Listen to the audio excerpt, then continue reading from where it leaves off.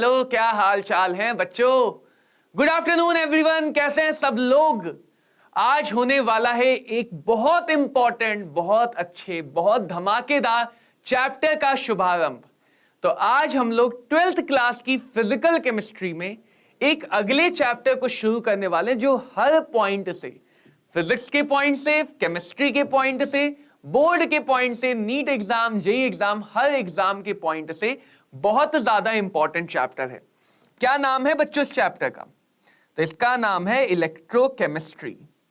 इस चैप्टर का नाम है इलेक्ट्रोकेमिस्ट्री, यानी कैसे इलेक्ट्रिक फील्ड को केमिस्ट्री में लगाया जाता है। यह चैप्टर बहुत ज्यादा फिजिक्स से जुड़ा हुआ है। कैसे हम इलेक्ट्रिक फील्ड के बारे में केमिस्ट्री में समझते हैं, उसको कहते हैं इलेक्ट्रोकेमिस्ट्री। क्लियर है सबको?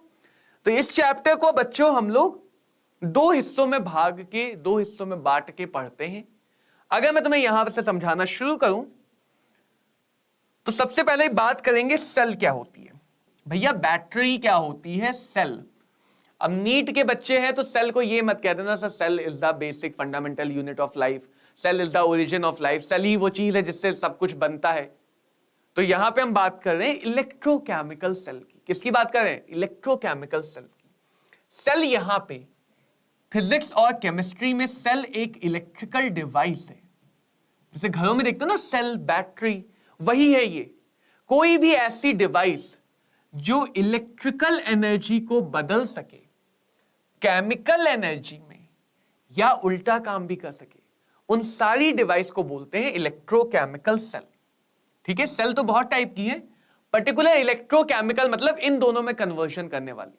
तो सेल को तुम ये भी कह सकते हो, सेल एक ऐसी इलेक्ट्रिकल डिवाइस है बच्चा जिसमें एनर्जी के एक फॉर्म को दूसरे फॉर्म में कन्वर्ट किया जाता है। ऑब्वियसली कुछ लॉस होगा, 100% एफिशिएंसी तो कभी नहीं मिल सकती हमें। तो चलो मैं इधर लिख लेता हूं केमिकल एनर्जी। इधर मैंने लिखा केमिकल एनर्जी। आज की क्लास में मतलब बहुत सारी बेसिक बातों को, या ये समझ लो मैं तुम्हारी फिजिक्स को यहां से जोड़ने वाला हूं। और इधर मैंने लिखा इलेक्ट्रिकल एनर्जी। अभी बहुत सारी हम फिजिक्स में जाके, फिजिक्स के अंदर घुस के आज बॉर्डर पार करेंगे। आज वाघा बॉर्डर पार कर देंगे।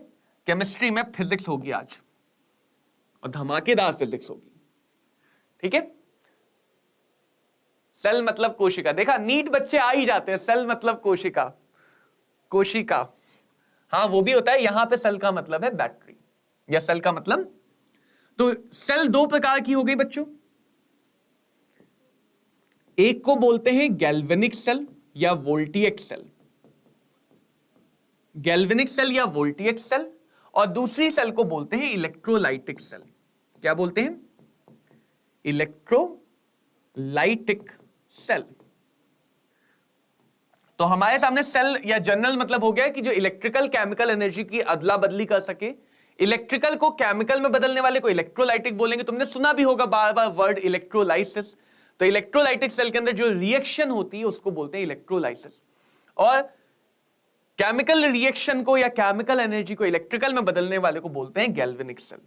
Galvanic cell. क्लियर है सबको? एक मिनट रुकना। चलो देखो देखो, अब हम बातें करेंगे फिजिक्स में। जो जो बातें तुमने सुनी समझी है उनको पहले बात करेंगे। सबसे पहले स्पेशली 12th की फिजिक्स में, कैसे हो मेरे भाई, कैसे हो? सबसे पहले फिजिक्स में तुमने सुना होगा एक यंत्र होता है जिसको संधारित्र या कैपेसिटर बोलते हैं। ठीक है। कैपेसिटर बेसिकली क्या होता है? कैपेसिटर एक ऐसी डिवाइस होती है जिसमें हम चार्ज को स्टोर कर सकते हैं। कैपेसिटर अकेला कंडक्टर भी हो सकता है, और दो कंडक्टर पास रखे हो तो भी हो सकते हैं। ठीक है, दो कंडक्टर पास रखे हो तो भी हो सकते हैं। भैया बढ़िया हूं। तो एक सिंपल से कैपेसिटर को मैं ले रहा हूं जिसमें हमने इधर लगाया है positive charge, parallel plate capacitor, इधर लगाया है नेगेटिव चार्ज। तो तुम्हें पता है, मुझे पता है कि कैपेसिटर में चार्जेस हैं तो प्लस से माइनस की तरफ इलेक्ट्रिक फील्ड होती है। थोड़ी बहुत यहां पे इलेक्ट्रिक फील्ड में कर्व भी आ जाता है। क्यों आता है वो बात की बात है। तो कह सकते हैं कैपेसिटर का मतलब एक इलेक्ट्रिक फील्ड, तो इसके पास चार्ज होता है Q is equal to CV। इसके पास इलेक्ट्रिक एनर्जी होती है जिसको तुम half Q into V, half CV square या half Q square by C से डिनोट करते हो। ये भी तुमने सुना होगा, नहीं सुना है तो आगे तुम पढ़ोगे फिजिक्स में कैपेसिटर चैप्टर में कि बैटरी जितना भी काम करती, बैटरी जितनी भी एनर्जी देती है उसकी आधी जाके कैपेसिटर में स्टोर होती है। तो मैं ये कह सकता हूं कि कहीं भी कैपेसिटर जैसा अरेंजमेंट अगर बनेगा तो उसके साथ एक इलेक्ट्रिक फील्ड होगी या इलेक्ट्रिकल एनर्जी होगी, या इलेक्ट्रिकल एनर्जी होगी। इन सब बातों को ध्यान से समझोगे तो पूरा इलेक्ट्रोकेमिस्ट्री समझ में आ जाएगा। तो केमिस्ट्री में जो ये कैपेसिटर है, कैपेसिटर में हमेशा दो अपोजिट और इक्वल चार्ज होते हैं। तो केमिस्ट्री में ऐसी जगहों को, ऐसे कैपेसिटर को हम बोलते हैं इलेक्ट्रिकल डबल लेयर। क्या बोलते हैं? Electrical double layer. पहली बात जो तुम्हें केमिस्ट्री में जोड़नी, यानी केमिस्ट्री में जहां भी हम डबल लेयर बोलेंगे तो उसका मतलब एक कैपेसिटर जैसा अरेंजमेंट तुम्हें दिखना चाहिए, एक प्लस और माइनस चार्ज दिखना चाहिए, प्लस और माइनस चार्ज दिखना चाहिए।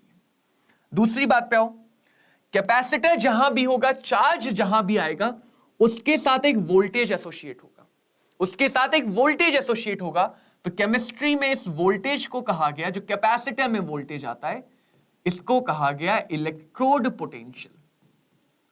तो ये बात भी समझ में आ गई यार कितने आसानी से कि इलेक्ट्रोड पोटेंशियल का मतलब क्या है? वो पोटेंशियल डिफरेंस जो एक इलेक्ट्रिकल डबल लेयर में आएगा। और वोल्टेज का अगर मैं बात करूं तो वोल्टेज की यूनिट होती है वोल्ट, या इसको तुम बोल सकते हो जूल पर कूलाम। जैसे तुमने पढ़ा है फोर्स और एनर्जी, थोड़ी देर के लिए ऐसा वहम हो सकता है कि हम फिजिक्स की क्लास में तुमने पढ़ा है फोर्स और एनर्जी, पढ़ा है ना सबने? फोर्स से ही बताया जाता है फील्ड को, इलेक्ट्रिक फील्ड, कि भैया 1 कूलाम पे कितना फोर्स लग रहा है, फोर्स पर unit coulomb is called as electric field. वैसे ही वोल्टेज आता है एनर्जी के लिए। पोटेंशियल या वोल्टेज का काम है एनर्जी को समझाना, और यह दिखाता है जूल पर कूलाम, यानी 1 कूलाम के पास कितनी एनर्जी है। तो जहां भी हम इलेक्ट्रिक एनर्जी की बात कर रहे हैं, पोटेंशियल इलेक्ट्रिक एनर्जी की बात कर रहे हैं, वहां पे हम इलेक्ट्रोड पोटेंशियल की बात कर सकते हैं। किसकी बात कर सकते हैं? Electrode potential. क्योंकि बेसिकली अगर मुझे पता चल जाए कि भाई 1 कूलाम में कितनी एनर्जी होती है, तो कितने भी कूलाम हो, 5 कूलाम में कितनी होगी, 5 से मल्टीप्लाई कर दूं, 10 कूलाम में कितनी होगी, 10 से मल्टीप्लाई कर दूं। तो इलेक्ट्रोड पोटेंशियल और इलेक्ट्रिकल एनर्जी एक बात नहीं है, लेकिन एक दूसरे से डायरेक्टली डिपेंडेंट है। तो कई बार हम इस पूरे चैप्टर में इलेक्ट्रिकल एनर्जी की जगह वर्ड यूज करेंगे इलेक्ट्रोड पोटेंशियल का। यानी यह भी कह सकते हो कोई भी ऐसी सेल जो रिएक्शन की वजह से पोटेंशियल जनरेट कर दे, वोल्टेज जनरेट कर दे, उसको बोलेंगे गैल्वेनिक सेल। और कोई भी ऐसी सेल जहां पे वोल्टेज लगाने से रिएक्शन हो जाए, उसको बोलेंगे इलेक्ट्रोलाइटिक सेल। तो सेल में जो इलेक्ट्रिकल एनर्जी का मेजरमेंट है वो वोल्ट होता है। क्या होता है? वोल्ट। ये पहली बात एस्टेब्लिश हुई। दूसरी बात पे आओ, दूसरी बात पे आओ। अब अगर हमें ये डबल लेयर चाहिए, यानी कि हमें कहीं ना कहीं हमें चार्जेस चाहिए, कहीं ना कहीं हमें चार्जेस चाहिए, प्लस माइनस चार्ज। तो प्लस माइनस चार्ज आने के लिए इलेक्ट्रॉन इधर उधर होने चाहिए, इलेक्ट्रॉन इधर उधर होने चाहिए, इलेक्ट्रॉन का लॉस या गेन होना चाहिए। यानी कि यहां पे जब भी रिएक्शंस होंगी वो हमेशा रेडॉक्स चेंज होंगी। रेडॉक्स चेंज यानी reduction which is gain of electron, oxidation which is loss of electron. Reduction is gain of electron, negative charge आता है, ऑक्सीडेशन यानी कि लॉस ऑफ इलेक्ट्रॉन। तो अगली बात हमने क्या समझ ली? देखो अभी हम बेसिक की बात कर रहे हैं, ध्यान से समझते रहो, सारी बातें बहुत काम की है। अगली बात हमने क्या समझी? केमिकल एनर्जी का मतलब कोई केमिकल रिएक्शन का होना ना होना। तो केमिकल एनर्जी की जगह तुम बोल सकते हो रिएक्शन, और यहां पे जितनी भी रिएक्शन होंगी वो सब रेडॉक्स रिएक्शन होंगी। तो अब हम और ज्यादा स्पेसिफिक हो गए कि अगर किसी रेडॉक्स रिएक्शन, देखो डेफिनेशन कैसे स्पेसिफिक होती जा रही है, अगर किसी रेडॉक्स रिएक्शन की वजह से पोटेंशियल आ गया तो ऐसी सेल्स के अंदर जहां पे ये काम हो रहा है उन जगहों को, उन डिवाइसेस को कहेंगे गैल्वेनिक सेल। और अगर किसी वोल्टेज को अप्लाई किया जिसकी वजह से कहीं पे रिएक्शन हो गई वोल्टेज की मदद से, तो ऐसी सेल को बोलेंगे इलेक्ट्रोलाइटिक सेल, ऐसी रिएक्शंस को बोलेंगे इलेक्ट्रोलाइसिस। अगली बात समझो, अगली बहुत इंपॉर्टेंट बात समझो, अगर रिएक्शन से एनर्जी मिलनी है तो रिएक्शन अपने आप होनी चाहिए, तभी तो ऐसा होगा कि हमने दो चीजों को मिलाया और उन्होंने अपने आप रिएक्ट किया और किसी वजह से वो अपने आप वोल्टेज में बदल गए। तो galvanic cell are always spontaneous cell, या गैल्वेनिक सेल के अंदर होने वाली रिएक्शन हमेशा स्पॉन्टेनियस होता है। तो गैल्वेनिक सेल के लिए डेल्टा जी, जिसे गिब्स एनर्जी कहा जाता है, नेगेटिव होता है। ये स्पॉन्टेनिटी की कंडीशन है, क्लास 11 में पढ़ते थे, नहीं याद है तो अभी के लिए याद कर लो, अभी गिब्स एनर्जी आगे समझा दूंगा कि अगर कोई प्रोसेस स्पॉन्टेनियस यानी अपने आप हो रही है तो उसका डेल्टा जी बच्चों नेगेटिव होना चाहिए। इलेक्ट्रोलाइटिक में आ जाओ, वोल्टेज लगाया फिर रिएक्शन हुई, यानी रिएक्शन अपने आप नहीं हो पा रही थी। अगर अपने आप होती तो काहे को हम बैटरी अपनी खराब करेंगे, काहे को 5 रुपए का नुकसान करेंगे, बैटरी अब तो महंगी हो गई है, काहे को 10 रुपए का नुकसान करेंगे। तो ऐसी सेल जहां पे वोल्टेज लगा के रिएक्शन की जाती है वहां की रिएक्शन हमेशा नॉन स्पॉन्टेनियस होती है, यानी उन रिएक्शंस के लिए डेल्टा जी हमेशा पॉजिटिव होगा। डेल्टा जी हमेशा क्या होगा, पॉजिटिव होगा। आओ और कहानी समझें, और बेसिक कहानी समझें। तो अभी तक हमने समझ लिया कि जहां भी हम सेल का डिस्कशन करेंगे कहीं ना कहीं हम कैपेसिटर का बनना समझेंगे।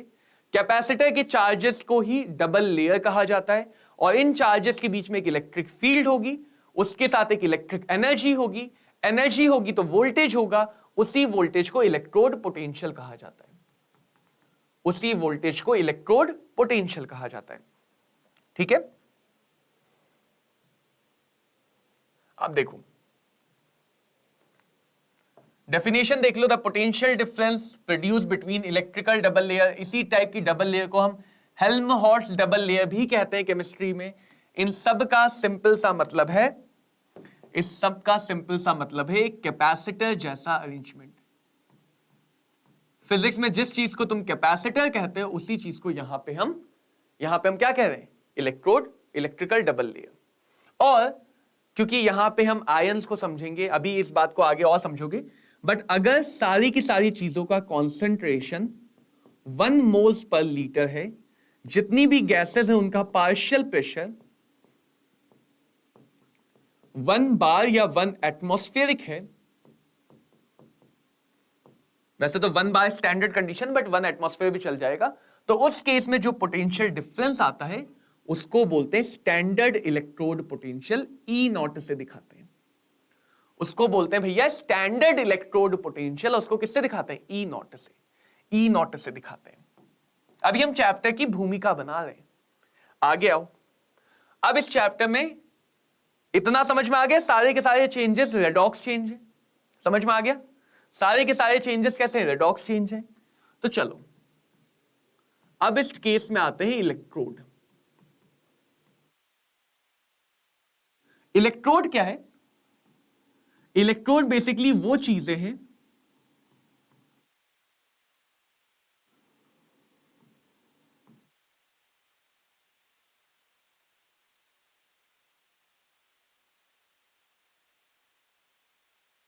ऐसी सरफेसेस जो हमारे पास रेडॉक्स चेंज करने के लिए यानी रिडक्शन या ऑक्सीडेशन करने के लिए अपनी सरफेस प्रोवाइड करते हैं। जैसे मान लो मैं इस पेन को एक सॉल्यूशन में डिप कर दूं, अब इस पेन की सरफेस, जो जितनी भी सरफेस दिख रही, कर्व्ड सरफेस, इसके ऊपर अगर रिएक्शन हो रही है, मान लो एक छोटा सा एटम, छोटा सा, घुस के देखो, छोटा सा एटम अपने इलेक्ट्रॉन को लॉस कर रहा है या कोई दूसरा आयन अपने इलेक्ट्रॉन को गेन कर रहा है, तो जो भी रेडॉक्स रिएक्शन जिस सरफेस पे हो रही है उस सरफेस को, अंदर जाने की जरूरत नहीं है, जो भी काम है इसके सरफेस पे है, उस सरफेस को हम बोलते हैं बच्चों इलेक्ट्रोड।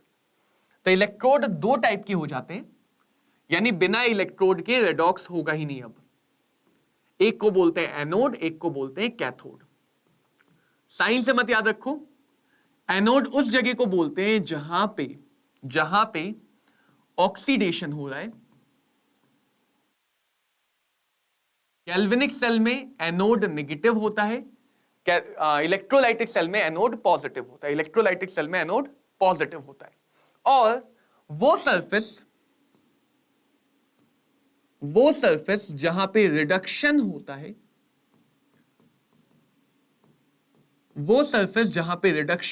उसको बोलते हैं कैथोडिक सरफेस।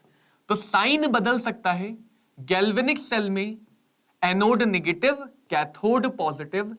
इलेक्ट्रोलाइटिक सेल में एनोड पॉजिटिव, कैथोड नेगेटिव। लेकिन कभी भी ये प्रोसेस नहीं बदलेगी। यानी जहां भी तुम्हें ऑक्सीडेशन होते हुए दिखे वो एनोड, जहां भी रिडक्शन होते हुए दिखे वो कैथोड। साइन कुछ भी हो मैटर नहीं करता है। साइन कुछ भी हो मैटर नहीं करता है। और बातें आ जाते हैं, और बातों पे आते हैं। एनोड बच्चों सीधी लाइन बनानी चाहिए। हाँ, ये सीधी है, चलो देख लेंगे। एनोड दो टाइप का होता है। एक को बोलते हैं इलेक्ट्रोड, दो टाइप का होता है। एक को बोलते हैं इनर्ट या एक्टिव। इनर्ट का मतलब ऐसा इलेक्ट्रोड जो अपनी सिर्फ और सिर्फ सरफेस देता है, उसकी सरफेस पे आके रिएक्शन होती है, सरफेस ओनली। ठीक है, इसकी सरफेस पे आके रिएक्शन होगी। जैसे फॉर एग्जांपल प्लैटिनम टाइप का इलेक्ट्रोड जहां तुम्हें दिखेगा वो यही काम करता है, इनर्ट इलेक्ट्रोड। एक्टिव इलेक्ट्रोड मतलब सरफेस देना तो परम धर्म है। मतलब ऐसा नहीं कि सरफेस नहीं देगा तो इलेक्ट्रोड बन जाएगा, सरफेस देना ही परम धर्म है। उसी की सतह पे रिएक्शन होगी, सरफेस के साथ साथ रिएक्शन में पार्टिसिपेशन भी होगा, बढ़ चढ़ के हिस्सा लेगा। तो यूजुअली जो रिएक्टिव मेटल होते हैं जैसे जिंक, आयरन, कॉपर, एल्यूमिनियम, इस टाइप के अगर हमने मेटल लिए हैं तो वो हमारे रिएक्टिव या एक्टिव इलेक्ट्रोड कहलाते हैं। तो जब तुम रिप्रेजेंटेशन देखोगे तो इन सब बातों को देखोगे, ठीक है। और आगे आते हैं। यूजुअली अब हम दो टाइप की रिएक्शंस देखेंगे। यूजुअली जो एनोड होता है उसके रिप्रेजेंटेशन में तरीका ये होता है कि हम इलेक्ट्रोड को सबसे पहले दिखाते हैं। यानी जो सॉलिड मटेरियल है, सरफेस देने के लिए सॉलिड होना चाहिए। लिक्विड के पास एक ही सरफेस होती है और गैस के पास तो सरफेस होती नहीं है। तो जो रिप्रेजेंटेशन है बच्चों, उसमें हम लोग सबसे पहले क्या दिखाते हैं? इलेक्ट्रोड अगर एनोडिक है, फिर एक फॉरवर्ड लाइन, देन बाकी चीजें। ये लाइन कहलाती है फेज बाउंड्री।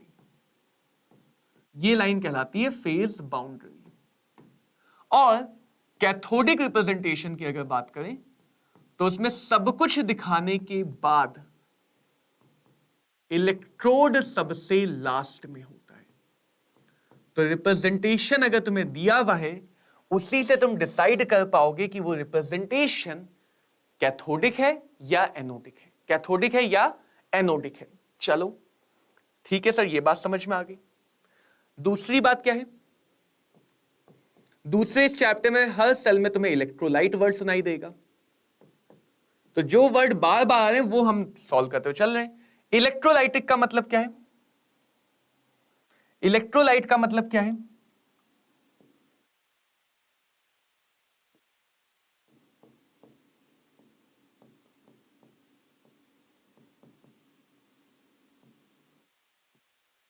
अब क्योंकि हम डबल लेयर चाहते हैं, पॉजिटिव नेगेटिव चार्ज चाहते हैं, तो obviously positive negative charge chemistry में अगर बात करें तो आयंस का होता है। पॉजिटिव नेगेटिव चार्ज केमिस्ट्री में अगर बात करें तो आयंस का होता है। तो आयंस की वजह से, एक मिनट रुकना बच्चों।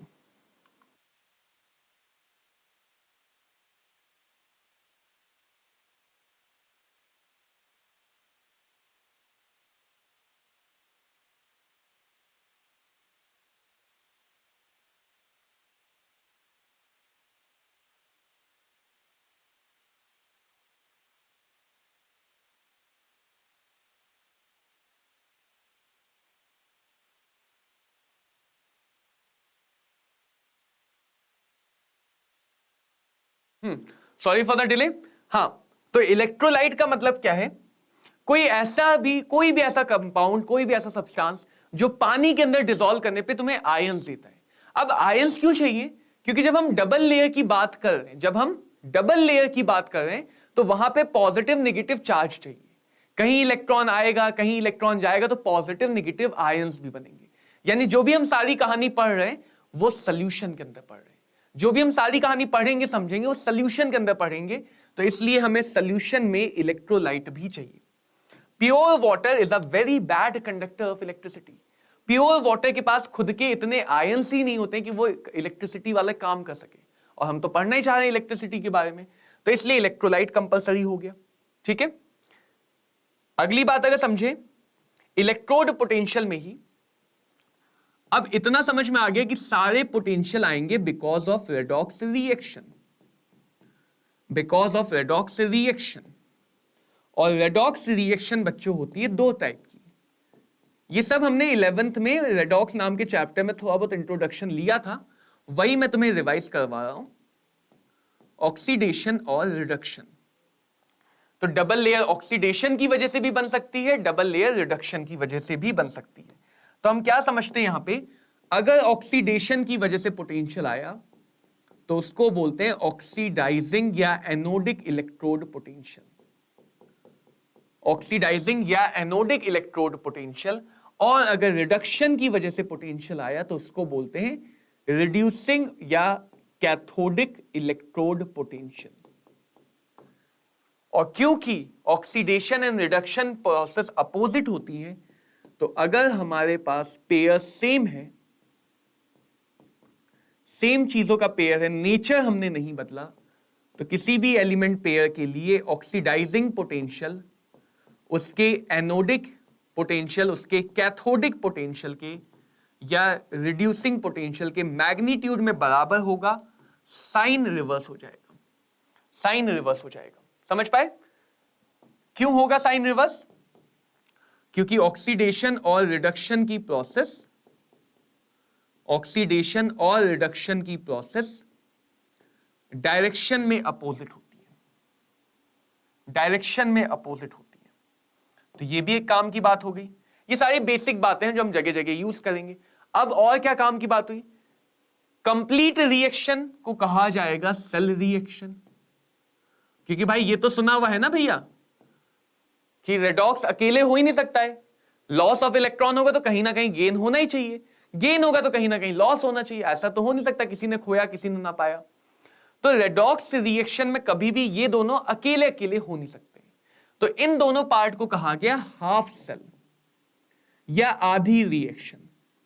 रिडक्शन आधी है, ऑक्सीडेशन आधी है, और इन दोनों को मिला के जो काम मिलेगा उसको कहा गया सेल। तो हम यहां पे तीन टाइप की रिएक्शंस भी देख लेंगे। एनोडिक रिएक्शन जब बोला जाए इसका मतलब तुम्हें ऑक्सीडेशन सिर्फ देखना है। कैथोडिक रिएक्शन बोला जाए तो इसका मतलब तुम्हें सिर्फ रिडक्शन देखना है। और अगर सेल रिएक्शन या कंप्लीट रिएक्शन बोला जाए इसका मतलब तुम्हें रिडक्शन प्लस ऑक्सीडेशन दोनों देखना है। रिडक्शन प्लस ऑक्सीडेशन दोनों देखना है। This is anodic and this is cathodic. Always oxidation is always anodic, reduction is always cathodic, reduction is always cathodic.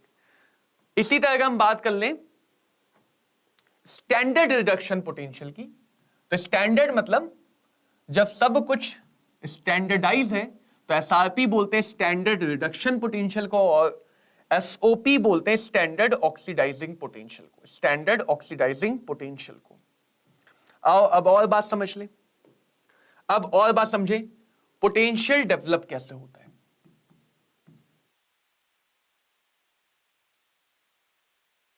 देखो एक और छोटी सी चीज बता दूं, एक और छोटी सी चीज बता दूं पोटेंशियल को डेवलप कराने से पहले।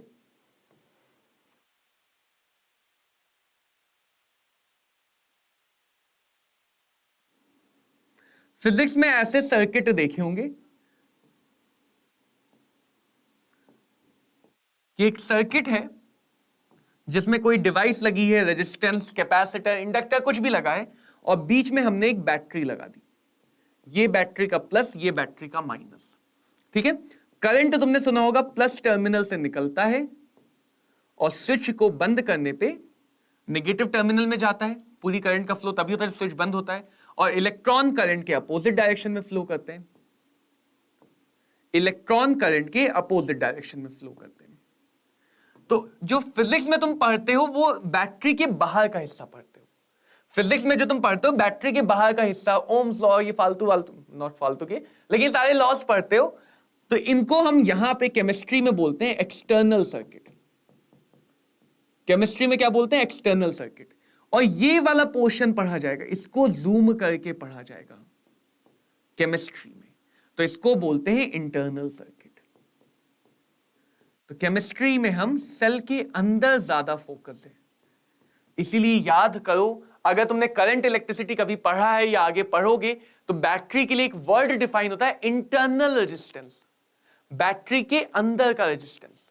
और एक्चुअल में जो हम यहां पे छोटा सा गैप दिखाते ना, गैप भी नहीं होता है, सर्किट कंप्लीट होगा तभी करंट फ्लो करेगी। तो ये टूटा हुआ, ये ऐसा नहीं है हवा में अलग अलग है, इनके बीच में भी कुछ मसाला है, वो समझेंगे क्या मसाला होता है। तो देखो, अब हम जा रहे हैं सेल के अंदर, पॉजिटिव टर्मिनल, नेगेटिव, एक कैथोड होगा एक एनोड होगा, दोनों मिलकर सेल बनाएंगे। इतना समझ में आ गया? एक कैथोड होगा एक एनोड होगा, और ये दोनों मिलकर सेल बनाएंगे, कैथोड प्लस एनोड सेल बनाएंगे। तो अब हम ये बात करते हैं कि भाई पोटेंशियल आता कैसे है, पोटेंशियल कैसे आता है। देखो कैसे आता है, मान लो मेरे पास एक मेटल है, जिंक मेटल, उसकी रॉड ली और उसको डिप कर दिया एक सॉल्यूशन में जिंक सल्फेट। बहुत ध्यान से समझना है, ये समझ लोगे जो आज का लेक्चर समझ लेगा उसके लिए गैल्वेनिक सेल हमेशा आसान रहेगी। ठीक है, सबसे पहले काम करो कि जितनी भी चीजें दिख रही सबकी ऑक्सीडेशन नंबर निकाल लो, 0 +2 +6 -2। अब उन पेयर को चुन के बाहर निकालो, उन पेयर को चुन के बाहर निकालो जिनकी तुम्हें दो अलग अलग ऑक्सीडेशन नंबर दिख रही है, दो अलग अलग ऑक्सीडेशन नंबर दिख रही है। फिर सोचो, ऐसे ही तुम्हारा माइंड सोचेगा, इसलिए मैं अभी लिख दे रहा हूं ताकि तुम्हें याद रहे क्या क्या सोचना है। फिर सोचो कि ये जुड़ा रहेगा या आयन के फॉर्म में। जैसे एक्चुअल में Zn0 वाला जो है वो जिंक सॉलिड है ना, लेकिन जो +2 वाला जिंक है हमेशा उसी पेयर को लेना। तो यहां पे ये फायदा है कि तुम्हें रिएक्शन याद ही नहीं करनी है, तुम्हें हमेशा उन पेयर को चुन के अलग कर लेना है जिनकी दो अलग अलग ऑक्सीडेशन नंबर है, वही पेयर एक्चुअल में रिएक्शन में जाएगा। अब देखो, अगर कोई एक्वस है तो उसको आयोनाइज कर दो, तो एक्चुअल में यहां पे जिंक +2 आयोनिक फॉर्म में होगा, यानी Zn+2 होगा, यानी वो Zn+2 होगा। तो हम पेयर ढूंढते हैं और फिर उस पेयर की एक्चुअल फॉर्म जो सॉल्यूशन के अंदर वो सोचते हैं। अब ये दोनों मिलके डिपेंडिंग एनोड भी बना सकते हैं और कैथोड भी बना सकते हैं, एनोड भी बना सकते हैं या कैथोड भी बना सकते हैं, वो डिपेंड करेगा वो कैसे पहचानते हैं अभी बताएंगे। बट समझो, अगर एनोड बनाएगा तो क्या होगा, पहले हम एज्यूम कर ले रहे हैं, एनोड बनाएगा तो क्या होगा। एनोड का मतलब ऑक्सीडेशन। एनोड का रिप्रेजेंटेशन अगर चाहते हो तो देखो, लोग ये बोलते हैं रिएक्शन की डायरेक्शन सोचो, नहीं, इलेक्ट्रोड सोचो, इलेक्ट्रोड सोचो। इलेक्ट्रोड कौन है यहाँ पे? जिंक इलेक्ट्रोड है। इलेक्ट्रोड कौन है? जिंक इलेक्ट्रोड है। तो पहले इलेक्ट्रोड लिखा जाएगा फिर बाकी चीजें लिखी जाएंगी, पहले इलेक्ट्रोड लिखा जाता है फिर बाकी चीजें लिखी जाती हैं। ऐसे भी लिख सकते हो, या फिर सिर्फ उन्हीं चीजों को लिखो जो एक्चुअल में रिएक्शन में हिस्सा ले रहे हैं, एक्चुअल में जो रिएक्शन में हिस्सा ले रहे हैं सिर्फ उनको लिख लो, या तो एक्चुअल वाला या गिवन वाला, दोनों में से कोई भी लिख सकते हो। क्लियर? इतना यहां तक समझ में आया? जो यहां पे सल्फेट आयन है इसको कहा गया स्पेक्टेटर आयन, ये दर्शक है, ऑडियंस। स्पेक्टेटर का मतलब ऑडियंस। ये सिर्फ बैठ के जिंक को खेलते हुए देख रहा है, ये सिर्फ बैठ के जिंक को खेलते हुए देख रहा है कि जिंक भैया क्या कर रहे हैं, जिंक भैया क्या करेंगे, उनका अगला मूव क्या होगा, वो देख रहा है। और इसका दूसरा काम क्या है? पॉजिटिव नेगेटिव चार्ज को बराबर रखना, पॉजिटिव नेगेटिव चार्ज को बैलेंस रखना। देखो, ऑक्सीडेशन आप खुद डिसाइड करो, 0 से +2 ऑक्सीडेशन है या +2 से 0। चार्ज का बढ़ना ऑक्सीडेशन, चार्ज का घटना रिडक्शन। तो ऑक्सीडेशन है तो हम ऑटोमेटिकली रिएक्शन क्या समझेंगे यहां पे कि जिंक कन्वर्ट होगा, ZnSO4 दिखाने की जरूरत नहीं, जो एक्चुअल फॉर्म है वो दिखाओ, Zn+2 में, Zn2+ में। अब रिएक्शन को कर लो बैलेंस, इधर जिंक एक एटम, इधर एक एटम, हाफ रिएक्शन है, एनोड हमेशा हाफ होता है,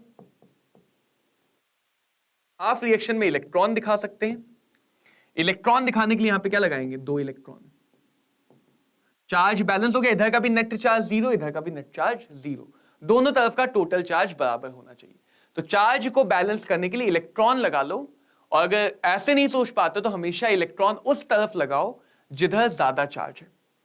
इसकी जब तुम प्रैक्टिस करोगे बार बार रिएक्शन लिखने की तो अपने आप ये चीजें याद रह जाएंगी, क्योंकि बोर्ड में डायरेक्ट ऐसे क्वेश्चन आते हैं जिसमें तुमने एक गलती कर दी और पूरा क्वेश्चन गलत, इसलिए मैं सारी बातें स्टेज वाइज स्टेज बता रहा हूं। अब समझो कहानी क्या हुई। ये तो हमने समझा कि लिखा कैसे जाता है, लिखा कैसे जाता है, अगर मुझे ये दिया है एनोड दिया तो कैसे हम रिएक्शन को लिख पाते हैं। अब देखो एक्चुअल में क्या हुआ, जिंक को जब हमने उसी के सोल्यूशन में डिप किया, एक मेटल रॉड को सोल्यूशन में डिप किया जिसमें मेटल के आयन है, तो रॉड के सरफेस के ऊपर जो मेटल के एटम थे, एटम सरफेस पे भी होंगे, अंदर पे भी होंगे, उन मेटल एटम ने इलेक्ट्रॉन को लॉस किया और आयन में बदल गए। ये सारा काम कहां हुआ, इस पूरी सरफेस पे, इस सरफेस पे ये सारा काम हुआ। तो अब सरफेस के ऊपर 2 चीजें हैं, एक पॉजिटिव आयन, एक इलेक्ट्रॉन। सॉल्यूशन में कभी भी इलेक्ट्रॉन नहीं जाता है, आयन कभी भी सॉल्यूशन से बाहर नहीं होते। समझ रहे हो बात को, सॉल्यूशन के अंदर हमेशा आयन होते हैं और वायर के अंदर हमेशा इलेक्ट्रॉन होते हैं। तो जो इलेक्ट्रॉन है कुछ ऐसा सा दिख रही होगी रॉड, कि अगर ये जिंक की रॉड है तो जो इलेक्ट्रॉन है वो इस सरफेस पे ही रह गए, जिसकी वजह से सरफेस पे आ गया नेगेटिव चार्ज, और जो आयंस हैं वो आयन चले गए सॉल्यूशन में, जिसकी वजह से सॉल्यूशन में आ गया पॉजिटिव चार्ज। तो अगर ये एनोड है, अगर ये एनोड है, पॉजिटिव नेगेटिव आयन पहले भी थे सॉल्यूशन में, पॉजिटिव नेगेटिव आयन पहले से थे सॉल्यूशन में, ऑक्सीडेशन जब हुआ तो सरफेस के ऊपर रह गए इलेक्ट्रॉन, सरफेस के ऊपर रह गए इलेक्ट्रॉन और सॉल्यूशन में पॉजिटिव एक्स्ट्रा चला गया, तो ये रॉड हो गई नेगेटिवली चार्ज, सॉल्यूशन हो गया पॉजिटिवली चार्ज। समझ पाए, पहले सॉल्यूशन भी न्यूट्रल, रॉड भी न्यूट्रल, सॉल्यूशन भी न्यूट्रल, रॉड भी न्यूट्रल। जैसे ही ये ऑक्सीडेशन हुआ, इलेक्ट्रॉन तो रह गए रॉड के ऊपर, और जितना नेगेटिव चार्ज रॉड के ऊपर रहा उतना ही आयंस का पॉजिटिव चार्ज सॉल्यूशन में चला गया। तो अब देखो, रॉड अलग, सॉल्यूशन उसके आसपास, पॉजिटिव चार्ज सॉल्यूशन में घूम रहा है, इलेक्ट्रॉन रॉड के ऊपर बैठे हुए। पॉजिटिव नेगेटिव के बीच में सेपरेशन आया या नहीं आया? क्या पॉजिटिव और नेगेटिव के बीच में सेपरेशन आया या नहीं आया? तो ये बन गया तुम्हारा कैपेसिटर। बस तुम्हें इस मैकेनिज्म को ही समझना है कि भाई कैपेसिटर बन कैसे रहा है, कैपेसिटर बन कैसे रहा है। और जैसे ही ये कैपेसिटर बना वैसे ही यहां पे एक वोल्टेज आ गया जिसको हम एनोड वोल्टेज या फिर ऑक्सीडाइजिंग वोल्टेज कहते हैं। एनोड वोल्टेज या फिर ऑक्सीडाइजिंग वोल्टेज कहते हैं। तो यहां पे जो वोल्टेज आया है किस वजह से आया है? यहां पे वोल्टेज आया है जिंक मेटल के ऑक्सीडेशन से, जिंक मेटल के ऑक्सीडेशन से। अब आगे की कहानी पे आओ, आगे की कहानी पे आओ। देखो आगे की कहानी क्या है, ध्यान से देखना, ध्यान से। मान लो मेरे पास एक डब्बा है, उस डब्बे में एक रॉड है। कौन सी रॉड है? जिंक। उस डब्बे में एक रॉड है और डब्बे के अंदर एक सॉल्यूशन भी भरा है मैंने।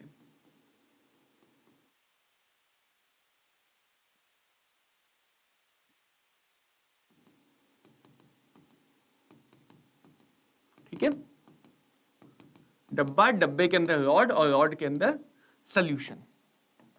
और ऐसे ही मैंने एक दूसरा डब्बा ले लिया, एक दूसरा डब्बा ले लिया, एक दूसरा डब्बा ले लिया और इस डब्बे में भी एक रॉड डाल दी, सॉल्यूशन भर दिया। ठीक है, इस डब्बे में भी एक रॉड डाल दी और सॉल्यूशन भर दिया। इस रॉड को थोड़ा सा, चलो ऐसे ही रहने देते हैं, ठीक है, इसको थोड़ा ऊपर से छोटा कर लेते हैं, इसको भी थोड़ा सा ऊपर से छोटा कर लेते हैं, ठीक। यहां पे मैंने रखा जिंक मेटल और यहां पे भरा जिंक सल्फेट का सॉल्यूशन,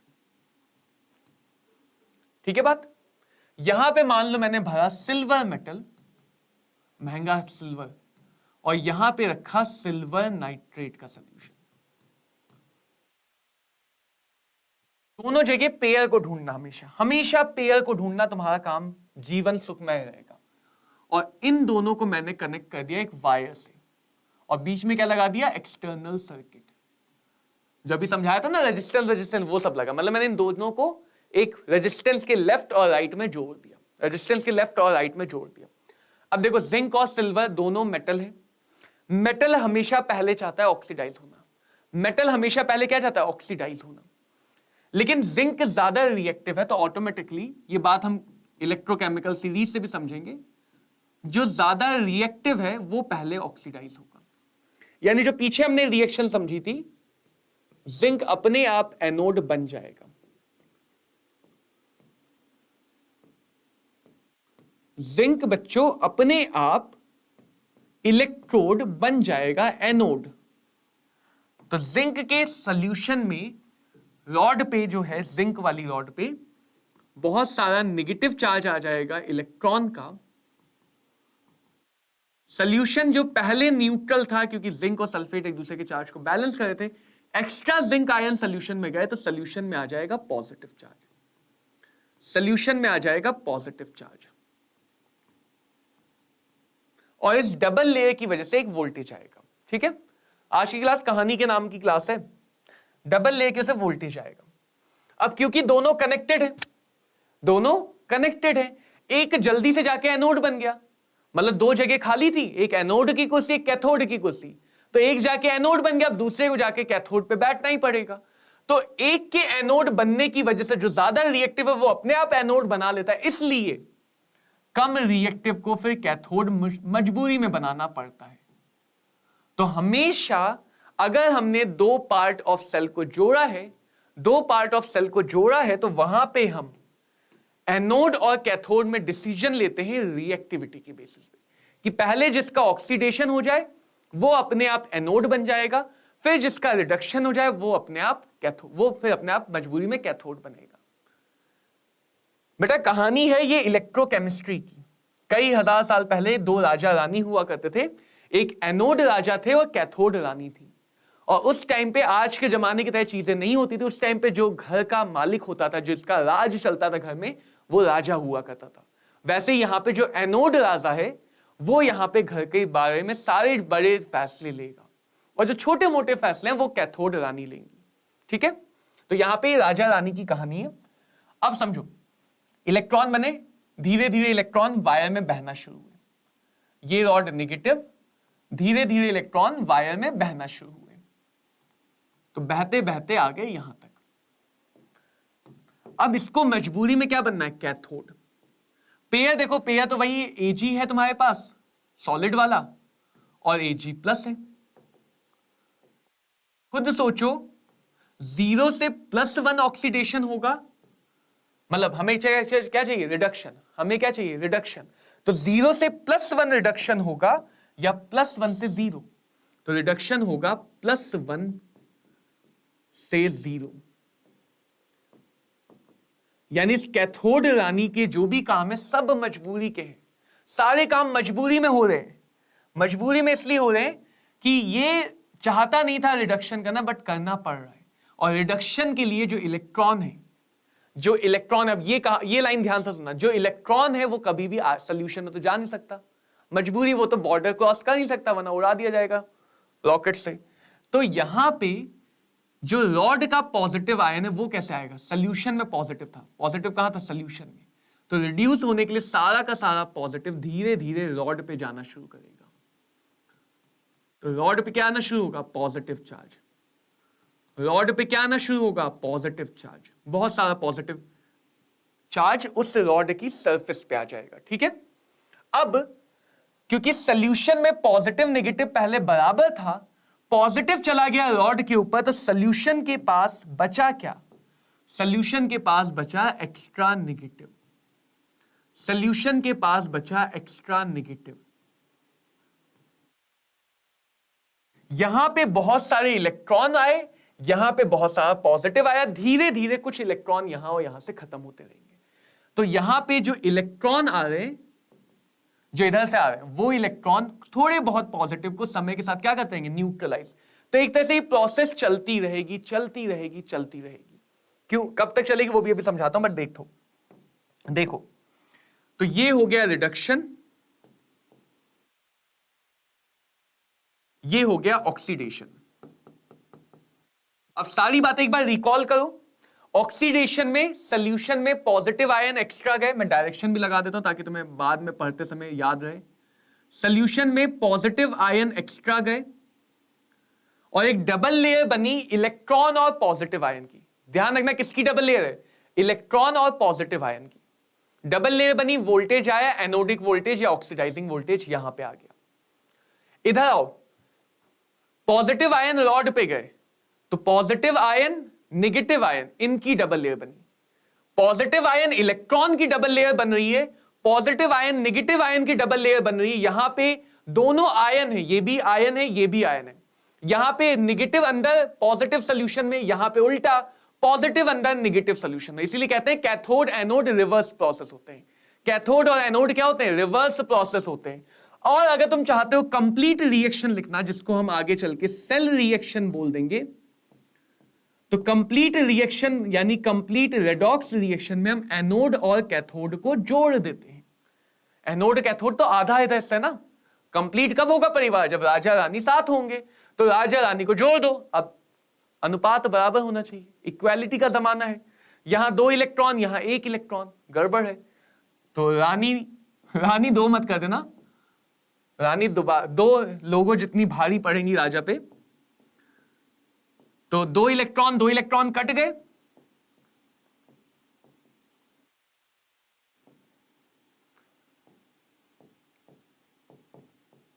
तो यहां पे रिएक्शन आ जाएगी, कंप्लीट रिएक्शन। अभी मैं फिजिकल स्टेट लिख रहा हूं, धीरे धीरे लिखना बंद कर दूंगा क्योंकि तब तक तुम्हारे दिमाग में बैठ चुका होगा। और हम ये भी कह सकते हैं कि जब ये प्रोसेस एक बार होगी तो कहां पे बराबर है? कितने इलेक्ट्रॉन हुए? 2 इलेक्ट्रॉन। 2 यहां से बने तो 2 यहां पे खत्म हुए जाके कुछ टाइम के बाद। अगर यहां पे 2 इलेक्ट्रॉन बने तो जाते जाते जाते जाते 2 इलेक्ट्रॉन यहां पे खत्म हुए। तो ये हम n से दिखाते हैं। n कहलाता है total number of electron flows, total number of electron जो सर्किट में बहेंगे। यानी जब ये रिएक्शन एक बार होगी तो टोटल 2 इलेक्ट्रॉन सर्किट में बह रहे होंगे। यानी जब एक जिंक का एटम ऑक्सीडाइज होगा, उसी टाइम में 2 सिल्वर के एटम रिड्यूस होंगे और इस पूरे काम को करने के लिए एक जिंक के एटम से 2 इलेक्ट्रॉन निकल के 2 सिल्वर के एटम में जाके छुप जाएंगे। एक जिंक से 2 इलेक्ट्रॉन निकल के 2 सिल्वर के एटम के अंदर जाके छुप जाएंगे। तो ये काम यहां पे हो रहा है। यानी कि अब देखो, इसी बात को तुम फिर से थोड़ा सा फिजिक्स से जोड़ो। जो हम ये सर्किट पढ़ते थे, जिसमें हमने ये वाला पार्ट जूम करके बनाया है, ये नेगेटिव टर्मिनल, ये पॉजिटिव दिखाते थे फिजिक्स में, हाँ या ना? नेगेटिव वाला एक्चुअल में क्या है? एनोड है। पॉजिटिव वाला एक्चुअल में क्या है? कैथोड है। कैथोड की रॉड पे पॉजिटिव, नेगेटिव एनोड की रॉड पे नेगेटिव। इलेक्ट्रॉन कहां बने? एनोड पे। इलेक्ट्रॉन कहां बने? एनोड पे, जिसकी वजह से एनोड नेगेटिव हुआ। फिर वो इलेक्ट्रॉन एनोड से निकल के अपना सफर शुरू करते हैं। वायर से होते हुए यहां पे बल्ब लगाए तो बल्ब को जला दे, मतलब वायर से होते हुए जाएंगे, बीच में पंखा लगाए तो उसको घुमा देंगे, बल्ब लगाए तो उसको जला देंगे, एसी लगाए तो उसको ठंडा देंगे। तो ये इलेक्ट्रॉन यहां से होते हुए पूरे सर्किट में घूमते हुए फाइनली कहां जाके खत्म होते हैं? कैथोड पे जाके खत्म होते हैं। फाइनली कहां जाके खत्म होते हैं? कैथोड पे जाके खत्म होते हैं। तो जो अभी मैंने तुम्हें कहानी समझाई है, वो इतने के अंदर की, इस छोटे से डब्बे के अंदर की कहानी समझाई, इंटरनल सर्किट की। अभी और कहानी बची है, लेकिन अभी तक हमने ओवरऑल इस कहानी को समझा है। आई थिंक अभी तक तुम्हें ओवरऑल ये समझ में आ गया कि कैसे सेल पोटेंशियल आ रहा है, ऑक्सीडेशन का कैसे आएगा, रिडक्शन का कैसे आएगा, ऑक्सीडेशन की रिएक्शन कैसे लिखोगे, रिएक्शन रिडक्शन की कैसे लिखोगे, और अगर कंप्लीट रिएक्शन चाहिए तो कैसे लिखोगे। कंप्लीट रिएक्शन के लिए इलेक्ट्रॉन को बराबर रखना है, यह ध्यान रखना। इलेक्ट्रॉन को बराबर करते हुए एनोड और कैथोड को जोड़ देना है। इलेक्ट्रोड को बराबर करते हुए एनोड और कैथोड को जोड़ देना है। इस चैप्टर को अगर अपने ग्रिप में करना चाहते हो तो बहुत आसानी से कर सकते हो। बस इलेक्ट्रिक फील्ड और चार्ज में जैसे तुम चार्ज पे ध्यान देते थे, यहां भी इलेक्ट्रॉन, आयंस, इन सब पे ध्यान देना, तो चैप्टर आसान लगेगा। वरना पॉजिटिव नेगेटिव में ही खो के रह जाओगे, कहां पॉजिटिव कहां नेगेटिव, उसी में कंफ्यूज हो जाओगे। तो पॉजिटिव नेगेटिव, नेगेटिव पॉजिटिव, इन सब बातों पे ध्यान देना। जैसे यहां पे मैंने लिखा है तो तुम बार बार इस बात को नोटिस करो कि रॉड पे नेगेटिव है, सोल्यूशन में पॉजिटिव है, रॉड पे पॉजिटिव है, सोल्यूशन में एक्स्ट्रा नेगेटिव है। जो भी चार्ज दिखाया वो एक्स्ट्रा है। कुछ भी होने से पहले सोल्यूशन में AgNO3 ने खुद को न्यूट्रल बना रखा था, ZnSO4 ने खुद को न्यूट्रल बना रखा था। तो जो भी चेंजेस आ रहे हैं वो चार्ज से आ रहे हैं। पॉजिटिव नेगेटिव इन बातों पे फोकस करो, इन बातों पे फोकस करो। चलो अब मैं तुम्हें आगे इसी तरह से एक और बात बताता हूं। तो एक गैल्वेनिक सेल को हम यूजुअली ऐसे दिखाते हैं।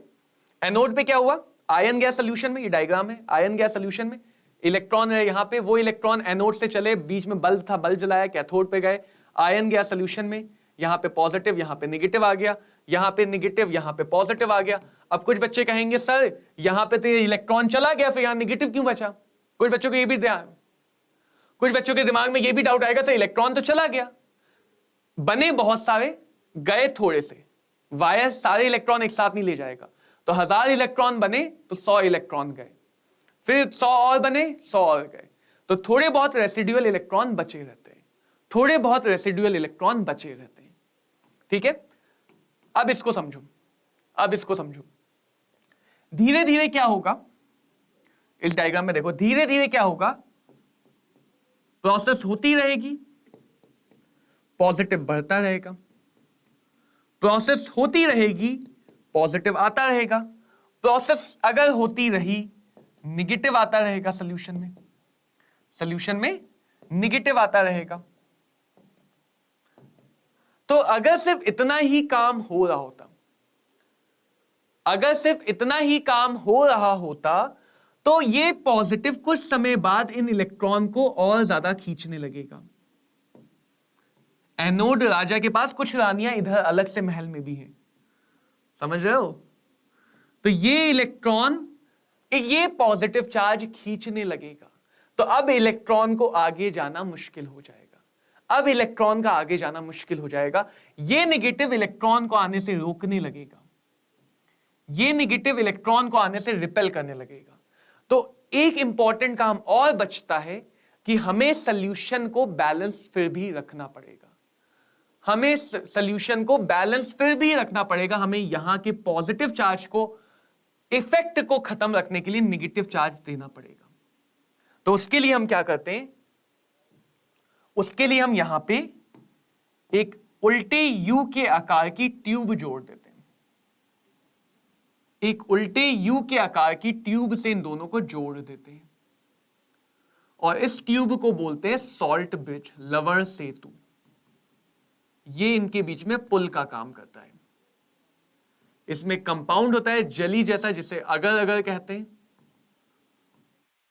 और इसमें अगर अगर में अगर हम KNO3 मिला दें तो सॉल्ट ब्रिज का जो पॉजिटिव आयन है वो कैथोड की तरफ जाता है और नेगेटिव के इफेक्ट को, नेगेटिव की इलेक्ट्रिक फील्ड को कम करने लगता है। और सॉल्ट ब्रिज का जो नेगेटिव आयन है वो एनोड की तरफ जाता है और एनोड के पॉजिटिव को खत्म करने लगता है। तो सॉल्ट ब्रिज के भी यहां पे हम दो यूज समझ रहे हैं, दो पर्पस समझ रहे हैं। पहला पर्पस क्या दिख रहा है तुम्हें, पहला पर्पस क्या दिख रहा है कि वो दोनों सॉल्यूशन को न्यूट्रलाइज कर रहा है, दोनों सॉल्यूशन को क्या कर रहा है, न्यूट्रलाइज कर रहा है। दूसरा काम क्या है, दूसरा काम क्या है, करंट हमेशा क्लोज सर्किट में बहती है। मैंने बोला था ना, ये दोनों जो तुम दिखाते हो फिजिक्स में, ये दोनों जो तुम फिजिक्स में दिखाते हो, ये एक्चुअल में अलग नहीं होते, ये भी जुड़े होते हैं। तो इनको जोड़ने का काम कौन करेगा? अंदर की तरफ से कौन जोड़ रहा है एनोड को कैथोड से? क्योंकि जब तक सर्किट कंप्लीट नहीं होगा तब तक एनोड कैथोड बने ही नहीं। तो अंदर की तरफ से कौन जोड़ रहा है? अंदर की तरफ से जोड़ रहा है सॉल्ट ब्रिज। तो सॉल्ट ब्रिज का दूसरा काम होता है, सॉल्ट ब्रिज का दूसरा काम होता है एनोड और कैथोड को जोड़ के करंट बहाना। एनोड और कैथोड को जोड़ के करंट बहाना। एक और तीसरा काम होता है जो नीट के लिए इतना इंपॉर्टेंट नहीं है, तो डायरेक्टली चाहो तो याद रख सकते हो, इसका काम होता है लिक्विड जंक्शन पोटेंशियल को मिनिमाइज करना। लिक्विड जंक्शन पोटेंशियल को मिनिमाइज करना। क्या करना? मिनिमाइज करना। अब लिक्विड जंक्शन पोटेंशियल क्या होता है, क्यों होता है, यह सब जानने के लिए नीट के बच्चों की कोई जरूरत नहीं है। कभी हुआ मन तुम्हारे जानने का तो हम समझा देंगे, वरना जरूरत नहीं है। अब आओ, सेल काम कैसे करती है वो हमने समझा। गैल्वेनिक सेल कैसे काम करती है, कैसे सेल में एनोड कैथोड काम करते हैं, कैसे ऑक्सीडेशन होता है, कैसे रिडक्शन होता है। बहुत सारी छोटी छोटी बातें हैं जो एक बार में पहली बार पढ़ने वाले बच्चों को नहीं याद होंगी, क्योंकि उसे ये भी याद रखना है इलेक्ट्रोड पोटेंशियल क्या है, कैपेसिटर क्या है, करंट क्या है, बैटरी क्या है, सब याद रखना है। तो धीरे धीरे इन चीजों को कई बार रिवाइज करोगे, कई बार डायग्राम कॉपी में बनाओ, खुद से प्रोसेस को सोचो, तब जाके चीजें तुम्हें हमेशा के लिए याद रहेंगी। कृष बेटा, फिजिकल, ऑर्गेनिक, इनऑर्गेनिक में कोई भेदभाव नहीं है। जब मैं फिजिकल पढ़ा रहा था तो मुझे फिजिकल अच्छी लगने लगती है, फिर मुझे लगता है चलो इनऑर्गेनिक देखते तो इनऑर्गेनिक में मजा आने लगता है, फिर फिजिक्स पढ़ाते हैं तो फिजिक्स में मजा आने लगता है, फिर ऑर्गेनिक देखते तो ऑर्गेनिक में मजा आने लगता है। तो ऐसा कुछ फिक्स नहीं है। अब देखो, एनोड का रिप्रेजेंटेशन क्या होगा? इलेक्ट्रोड सबसे पहले, बाकी चीजें बाद में। ऐसे भी दिखा सकते हैं, जो पीछे से समझी उसी को, या फिर ऐसे भी दिखा सकते हैं।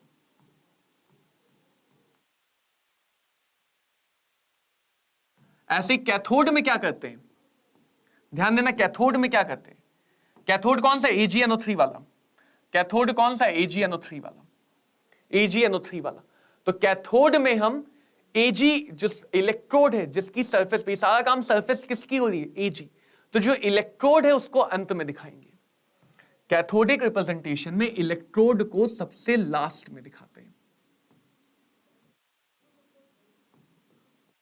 तो जो सॉलिड वाला इलेक्ट्रोड है वो सबसे लास्ट में। ऐसे भी दिखा सकते हैं और ऐसे भी दिखा सकते हैं। उन आयंस को भी हटा सकते हो जो रिएक्शन में हिस्सा नहीं ले रहे। तो अगर तुमने सेल की रिएक्शन लिख ली तो जो भी आयन सेल रिएक्शन में आए उनको हटा भी सकते हो, जो भी आयन सेल रिएक्शन में नहीं आ रहे उनको तुम हटा सकते हो। ये तुम्हारे हाथ में इंडिपेंडेंसी है। यानी जो स्पेक्टेटर आयन है, यहां पे सल्फेट, यहां पे नाइट्रेट, ये सॉल्ट ब्रिज वाले आयन, ये भी तो सिर्फ चार्ज को बैलेंस कर रहे हैं।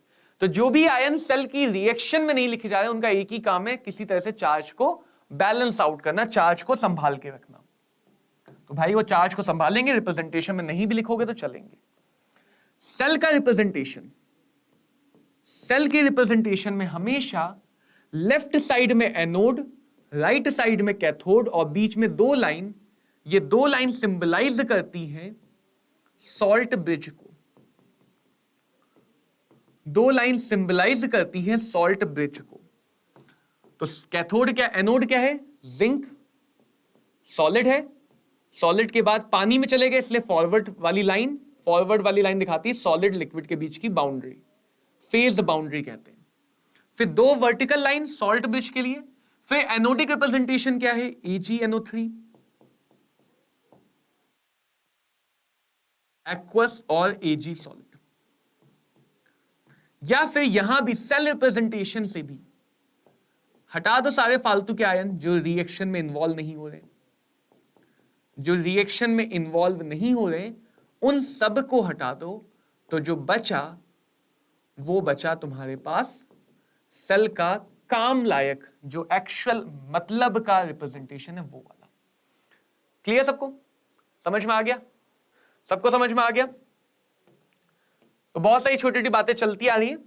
फिर से देखो, चलो फिर से मैं तुम्हें सेल की वर्किंग का एक जल्दी से ओवरव्यू देता हूं। ये हमारे पास सेल, ये दूसरा कंपार्टमेंट, ध्यान से देखना। दोनों कंपार्टमेंट में एक एक रॉड होगी, दोनों दो सॉलिड होने कंपलसरी है, क्योंकि दो सॉलिड नहीं होंगे तो काम नहीं बनेगा। ये दोनों बाहर वाले सर्किट से जुड़े हुए हैं और अंदर भी जुड़े हुए हैं सॉल्ट ब्रिज से, अंदर भी जुड़े हैं सॉल्ट ब्रिज से। अब मैं चीजें कम दिखा रहा हूं। यहां पे इलेक्ट्रॉन बना, उस इलेक्ट्रॉन की वजह से यहां पे पॉजिटिव चार्ज आया, राइट, जिंक +2 का।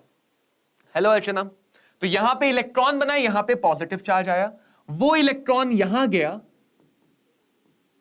वो इलेक्ट्रॉन यहां पे आया और इस इलेक्ट्रॉन की वजह से पॉजिटिव आयन रॉड के ऊपर आने लग गए। पॉजिटिव आयन रॉड के ऊपर आया तो निगेटिव आयन सॉल्यूशन में बच गया।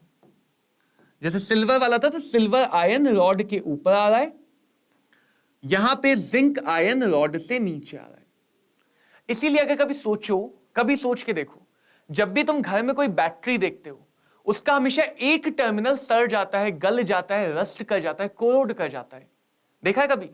कभी भी तुम बैटरी को ओपन करो, हमेशा जंग जो है, कोरोजन, रस्टिंग, वो एक साइड में होती है और मोस्ट ऑफ द टाइम वो नेगेटिव साइड में होती है। जैसे कभी रिमोट में बहुत पुरानी बैटरी लग जाए तो जो बैटरी का पीछे वाला हिस्सा है उसमें जंग लगता है, ऊपर जंग कम लगता है या कभी कभी नहीं भी लगता है। क्यों? नेगेटिव टर्मिनल एक्चुअल में कंज्यूम हो रहा है, नेगेटिव टर्मिनल रिएक्शन में एक्चुअल में कंज्यूम हो रहा है, पॉजिटिव टर्मिनल कंज्यूम नहीं हो रहा, उसके ऊपर आयंस आ रहे हैं। तो पॉजिटिव टर्मिनल पे आयंस आते हैं बट नेगेटिव टर्मिनल गलने लगता है। तो मोस्ट ऑफ द टाइम जो नेगेटिव टर्मिनल उसको हम थोड़ा चौड़ा या ब्रॉड या थिक लेते हैं, नेगेटिव टर्मिनल को थिक लेते हैं।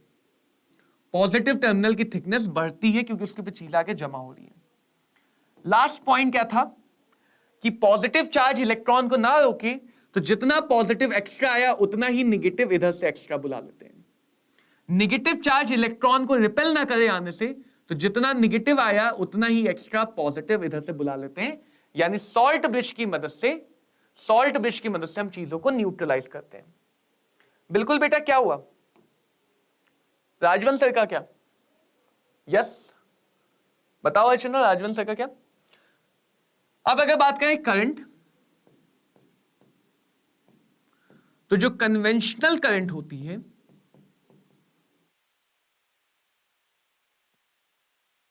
कन्वेंशनल करंट जो होती है वो पॉजिटिव के डायरेक्शन में मानी जाती है। Current is basically flow of charge. तो हम ये बोलते हैं कि पॉजिटिव चार्ज जिधर भी फ्लो कर रहा है उसके पैरेलल करंट है या नेगेटिव से अपोजिट है, नेगेटिव से अपोजिट है, नेगेटिव से अपोजिट है। जरा देखो, चलो मैं यहां से शुरू करता हूं।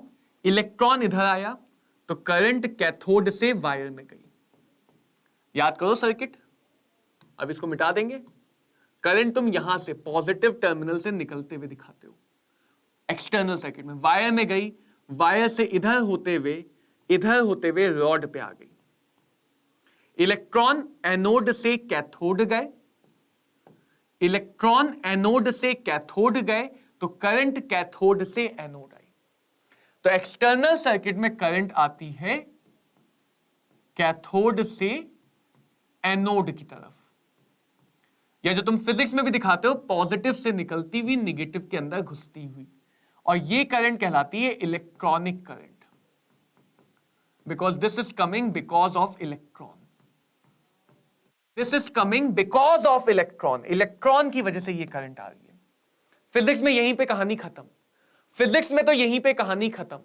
केमिस्ट्री थोड़ी ज्यादा अच्छी है, केमिस्ट्री में हम लाल पीला हरा नीला ही करते नहीं है, ये भी कहानी पढ़ते हैं। तो यहां पे आप आगे समझो, इलेक्ट्रॉन का रास्ता खत्म, इलेक्ट्रॉन का यहां पे जन्म हुआ, यहां पे जीवन बीता, जैसे जीवनी में लिखते हैं बायोग्राफी में। इलेक्ट्रॉन पैदा कहां पे हुए? एनोड गांव में। उन्होंने अपना जीवन यापन कहां किया? एक्सटर्नल सर्किट के गांव में, और कैथोड गांव में जाके उन्होंने समाधि ले ली। इलेक्ट्रॉन का काम यहीं तक है, ठीक है, इलेक्ट्रॉन का काम यहीं तक है। अब समझो, ये जो पॉजिटिव चार्ज है वो कहां जा रहा है? यहां से पॉजिटिव चार्ज रॉड से सॉल्यूशन में जा रहा है। करंट ध्यान दो, करंट अभी तक यहां पे आ गई थी, करंट वहां से चलते चलते रॉड पे आ गई थी। अब पॉजिटिव चार्ज जा रहा है सॉल्यूशन में, तो उसके साथ करंट भैया भी, करंट भैया या करंट बहन जो भी है, करंट बहन भी हमारी सॉल्यूशन के अंदर चली गई। तो करंट रॉड से सॉल्यूशन में आ गई। अब निगेटिव के अपोजिट है, तो निगेटिव के अपोजिट की वजह से करंट बहन सॉल्यूशन से घुस गई सॉल्ट ब्रिज के अंदर, सॉल्यूशन से घुस गई सॉल्ट ब्रिज के अंदर, फिर पॉजिटिव चार्ज की फ्लो की वजह से करंट बहन सॉल्ट ब्रिज से निकल आई सॉल्यूशन के बाहर कैथोडिक सॉल्यूशन में, और फिर क्योंकि पॉजिटिव आयन रॉड पे जा रहा है तो उसके साथ करंट बहन भी रॉड पे चली गई। तो करंट की शुरुआत कहां से हुई, हमने कैथोड से समझना शुरू किया, खत्म भी कहां हुई, कैथोड रॉड पे। करंट का सर्किट क्लोज होना चाहिए, करंट क्लोज सर्किट में ही फ्लो करती है। यानी जब तुम यहां पे करंट दिखाते हो, ये वाली करंट दिखाते हो, यहीं पे दिखा के तुम खत्म कर देते हो, बट एक्चुअल में यहां भी करंट जा रही है, इस नेगेटिव से पॉजिटिव भी करंट जा रही है, अंदर अंदर अंदर अंदर ही पहुंच गई। जैसे मैग्नेटिक फील्ड लाइन होती है, क्लोज्ड लूप बनाती है, वैसे करंट भी हमेशा क्लोज्ड लूप बनाती है। तो अंदर के सर्किट में क्या बोलते हैं, उल्टा हो जाता है। अंदर के सर्किट की करंट एनोड से कैथोड की तरफ जाती है। अब इसके चक्कर में फिजिक्स में गड़बड़ मत कर देना। कई बार फिजिक्स में लोग बोल देंगे कि क्योंकि टीचर सिखाएंगे फिजिक्स में करंट हमेशा हाई पोटेंशियल से लो पोटेंशियल जाती है, करंट हमेशा पॉजिटिव से नेगेटिव जाती है। तो फिजिक्स जो भी बात तुम्हें बता रही है, ध्यान रखना, वो सिर्फ एक्सटर्नल सर्किट की बात बता रही है। फिजिक्स में जो भी स्टेटमेंट है वो सिर्फ इलेक्ट्रॉन की करंट के लिए। फिजिक्स कभी भी सॉल्यूशन की करंट में नहीं पढ़ी जाती है। Physics is all about conductors. Current जब भी हम पढ़ते हैं, current chapter, that is all about conductors. यहां पे हम कंडक्टर्स को ना देख के सॉल्यूशन को देख रहे हैं।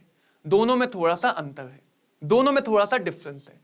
ये जो करंट आई सॉल्यूशन के अंदर, टुकड़ों में आई है यार, सॉल्यूशन के अंदर की करंट टुकड़ों में आई है। ये जिंक आयन की करंट, डायग्राम को थोड़ा सा पीछे याद करो, जिंक आयन, ये NO3 माइनस आयन, ये K+ आयन, ये सिल्वर आयन। तो अलग अलग आयंस की वजह से करंट आती है, तो इसको बोलते हैं ionic current. Ionic current. Overall पूरी चीज को समझने में हमने करंट, पूरी चीज को समझने में इस डायरेक्शन को यूज किया है कि जो कन्वेंशनल करंट है जो कन्वेंशनल करंट है वो पॉजिटिव डायरेक्शन के लिए पैरेलल और अपोजिट होती है नेगेटिव डायरेक्शन के अपोजिट। थैंक यू अर्चना। बस सारे बच्चों को समझ में आए, यही हमारा टारगेट है।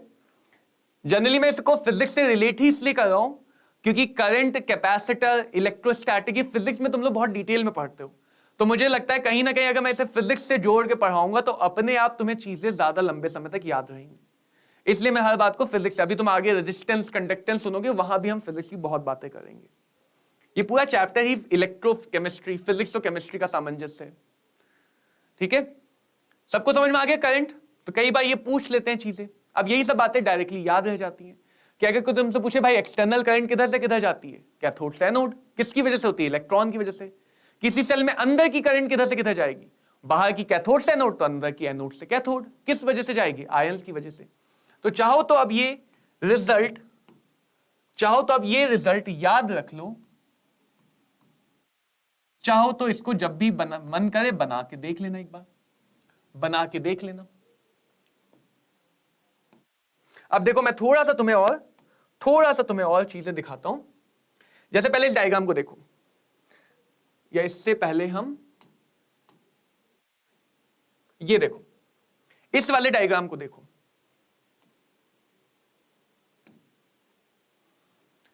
जिंक सल्फेट का कंपार्टमेंट, कॉपर, यहां पे हमने कैथोड में सिल्वर लिया था, यहां पे कॉपर ले लिया है। इस पर्टिकुलर सेल को बोलते हैं डैनियल सेल। इस पर्टिकुलर सेल को बोलते हैं, मार्केट में इसको डैनियल सेल के नाम से जाना जाता है, जहां पे जिंक एनोड है, कॉपर कैथोड है। ठीक है, देखो क्या हो रहा है, जिंक रॉड का ऑक्सीडेशन, तो ये जिंक आयन जा रहा है, जिंक आयन कहां जा रहा है, सॉल्यूशन में। इलेक्ट्रॉन बना, इलेक्ट्रॉन कहां जा रहा है, वायर में। बल्ब जलाएगा, बल्ब जलेगा। ठीक है, इधर आओ, इलेक्ट्रॉन के आने की वजह से, कॉपर कहां गया, सॉल्यूशन से रॉड पे। कॉपर कहां गया, सॉल्यूशन से रॉड पे। तो सॉल्यूशन में जो सल्फेट आयन है उसका नेगेटिव एक्स्ट्रा हो गया, यहां पे जिंक आयन का पॉजिटिव एक्स्ट्रा हो गया। ठीक है, ये पूरा इतना फ्लो हमने समझा था।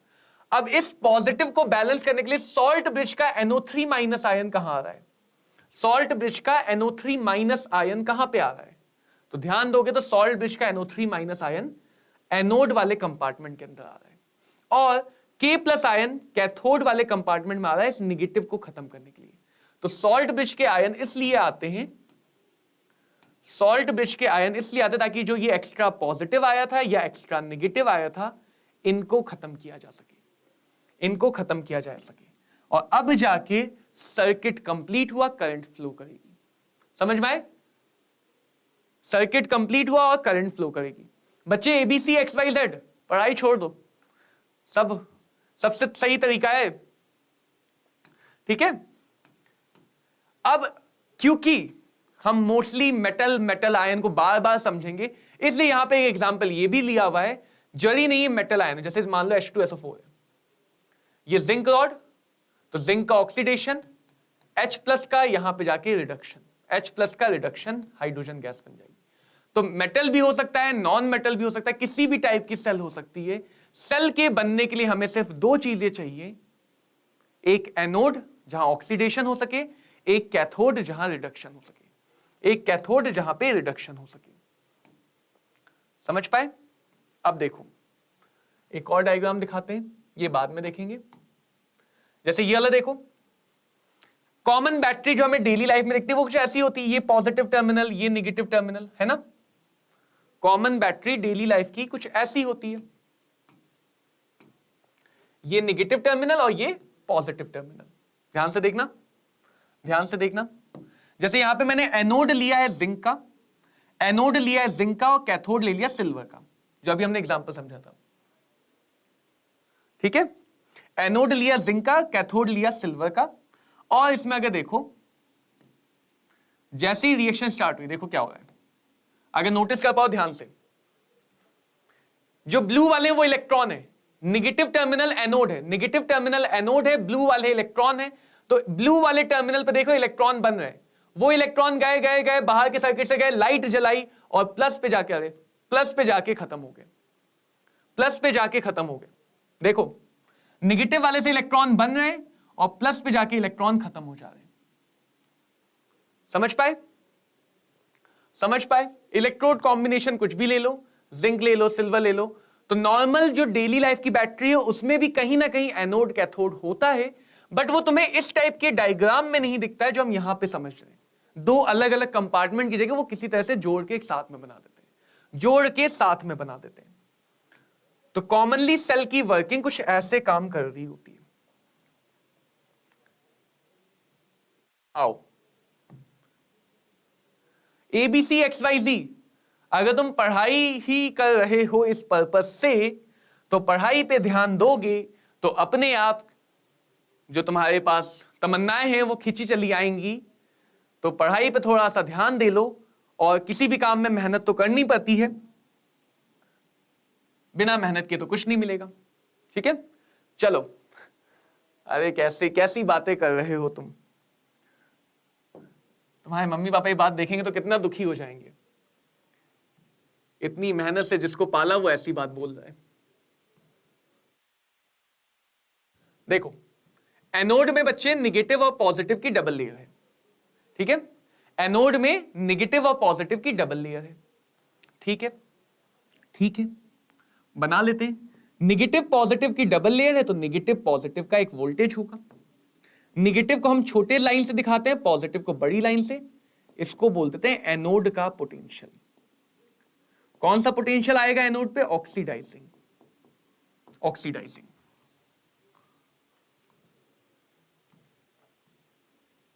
अब बस इतना मैं डायग्राम में दिखाऊंगा कि एनोड में सॉल्यूशन में नेगेटिव, रॉड पे नेगेटिव, सॉल्यूशन में पॉजिटिव,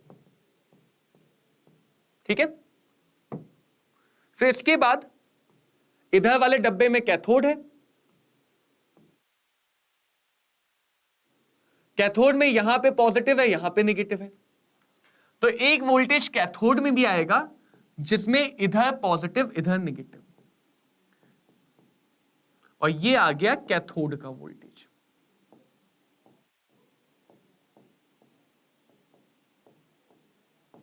कैथोड का वोल्टेज क्लियर? क्या आ गया? कैथोड का वोल्टेज। फिर इसके बाद अगर देखें तो ये जो नेगेटिव वाला सिरा है ये बाहर वाले सर्किट से पॉजिटिव वाले सिरे से जुड़ा हुआ है। यानी ये जो नेगेटिव वाला सिरा है, ध्यान से देखना, ये जो नेगेटिव वाला सिरा है ये कहीं आगे जा जाके बाहर वाले सर्किट से बल्ब, पंखा, रेफ्रिजरेटर, एसी, इन सब से जाके इससे जुड़ा है। और ये जो पॉजिटिव वाला सिरा है ये सॉल्ट ब्रश से होते हुए इस नेगेटिव वाले सिरे से जुड़ा है ना। जोड़ देखो ध्यान से, जोड़ देखो हम कौन कौन सा बता रहे हैं। तो ये सेल का अंदरूनी हिस्सा है, ये सेल का अंदरूनी हिस्सा है। ध्यान से देखो, अंदरूनी हिस्से में एनोड का पॉजिटिव कैथोड के नेगेटिव से जुड़ा है। अंदरूनी हिस्से में एनोड का पॉजिटिव कैथोड के नेगेटिव से जुड़ा है। और ये पूरा हिस्सा सेल कहलाता है। एनोड कैथोड तो आधी आधी सेल है ना, ये पूरा हिस्सा सेल कहलाता है। यहां पे एक वोल्टेज आया उसको तुम E1 बोल सकते हो, यहां पे एक वोल्टेज आया उसको तुम E2 बोल सकते हो।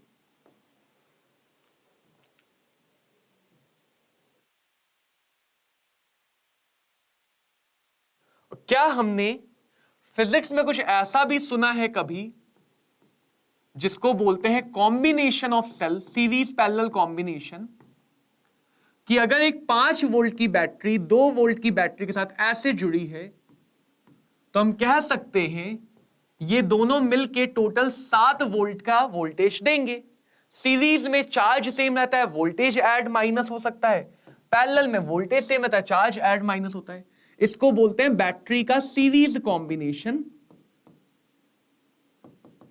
Series combination in same polarity, series combination in same polarity. हाँ या ना, हाँ या ना, यही तो बोलते हैं series combination in same polarity. तो अगर देखो ध्यान से देखो, पोलैरिटी सेम होने मतलब एक बैटरी का नेगेटिव दूसरी बैटरी के पॉजिटिव से जुड़ा है, एक बैटरी का नेगेटिव दूसरी बैटरी के पॉजिटिव से जुड़ा है या उल्टा जुड़ा है, तो हम बोलते हैं सीरीज कॉम्बिनेशन। जैसे टॉर्च वॉच में तुम बैटरी लगाते थे पुराने समय में, जो देखा हो जिन्होंने, अगर एक बैटरी ऐसे लगाई गई तो दूसरी बैटरी भी इसी डायरेक्शन में लगाई जाती है ताकि एक बैटरी का पॉजिटिव दूसरी बैटरी के नेगेटिव से जुड़े। या अगर तुम रिमोट में बैटरी लगाते हो ऐसे होता है, एक का पॉजिटिव नेगेटिव, एक का पॉजिटिव नेगेटिव, तो ये दोनों आपस में जुड़े होते हैं और ये मेन सर्किट में जाते हैं।